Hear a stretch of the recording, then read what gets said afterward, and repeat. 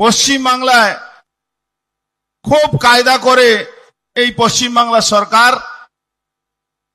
মানুষকে, বিশেষ করে যারা সনাতনী মানুষ, যারা বাংলাদেশ পাকিস্তান থেকে যারা সনাতনী হিন্দুরা, বৌদ্ধিস্টরা, খ্রিস্টানরা ভারতবর্ষে এসেছেন শরণার্থী হিসাবে, বিশেষ করে পশ্চিম বাংলা সরকার তাদেরকে বলছে তোমাদেরও চলে যেতে হবে। এই একটা বিভ্রান্ত ছড়াবার চেষ্টা করছেন। যথেচ মমতা ব্যানার্জিকে সবাই জানেন উনি মিথ্যা কথা বলেন। মিথ্যাশ্রী উনাকে উপাধি আমরা দেব আগামী দিন। মিথ্যাশ্রী, মিথ্যা মুখ্যমন্ত্রী একটা ভুল বার্তা দেওয়ার চেষ্টা করছেন।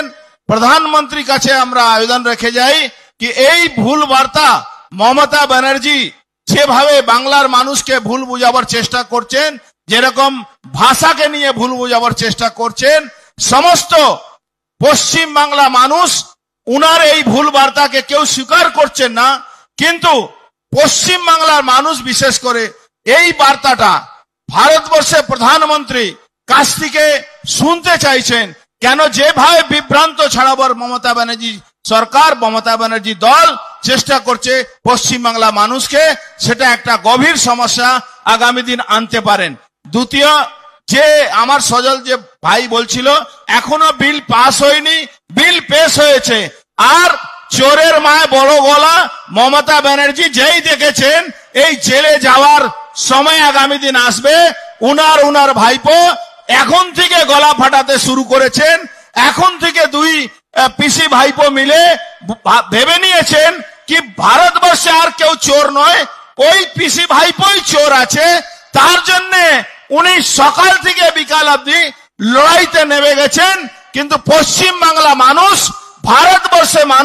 ভারতবর্ষে যে কোনো জায়গা আপনি যাবেন একটাই কথা, যখন চোর, ডাকাত, রাজনী, লুট, খুনি, সাধারণ মানুষের উপরে অত্যাচার করা, যদি কারো নাম প্রশ্ন করেন, যদি কোন পরীক্ষায় যদি ভারতবর্ষে কোন নেতা সব থেকে বেশি চুরি করেছে, কোন পার্টি সব থেকে বেশি চুরি করেছে, এই প্রশ্ন করলে ভারতবর্ষে 1 লাখ বাচ্চার মধ্যে 99,000 বাচ্চারা একটাই উত্তর দেবে, পশ্চিম বাংলার মুখ্যমন্ত্রী মমতা ব্যানার্জি চোর, পুরো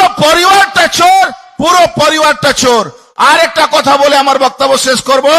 পশ্চিম বাংলা মমতা ব্যানার্জি মুখ্যমন্ত্রী হিসাবে যেভাবে ভাষাকে নিয়ে মানুষকে ভুল বুঝাচ্ছেন, আমার শুধু একটাই প্রশ্ন করে যাই কি মমতা ব্যানার্জি, আপনার পরিবারের লোকেরা, কোন লোকেরা বাংলা মিডিয়ামে পড়েছে, কোন বাংলা স্কুলে পড়েছে, এমনকি আপনার বাড়ির বৌমাকেও পাঞ্জাব থেকে খুঁজে নিয়ে আসতে হয়েছে। আপনার মুখ থেকে বাংলার বাঙালি কথা কোন পশ্চিম বাংলা বাঙালি মানুষ শুনতে চাইছেন না। আগামী দিন লড়াই হবে 26-এ, পশ্চিম বাংলা সনাতনী হিন্দুদের জন্য শেষ লড়াই আছে। এই লড়াইটাকে কোনোভাবে ছাড়া যাবে না। এই লড়াইতে মমতা ব্যানার্জি বিরুদ্ধে সমস্ত শক্তি লাগিয়ে আমাদের এই লড়াই সনাতনী হিন্দুদেরকে বাঁচাবার জন্য লড়তে হবে। কেন অলরেডি 9টা জেলা পশ্চিম বাংলা তার ডেমোগ্রাফি চেঞ্জ হয়ে গেছে।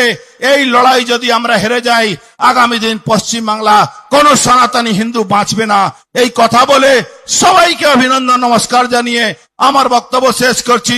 ভারত মাতা কি জয় শ্রীরাম, জয় শ্রীরাম।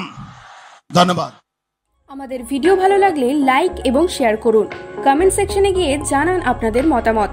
আরও ভিডিও পেতে আমাদের চ্যানেল সাবস্ক্রাইব করুন এবং প্রতি মুহূর্তে খবরের আপডেট পেতে প্রেস করুন বেল আইকন।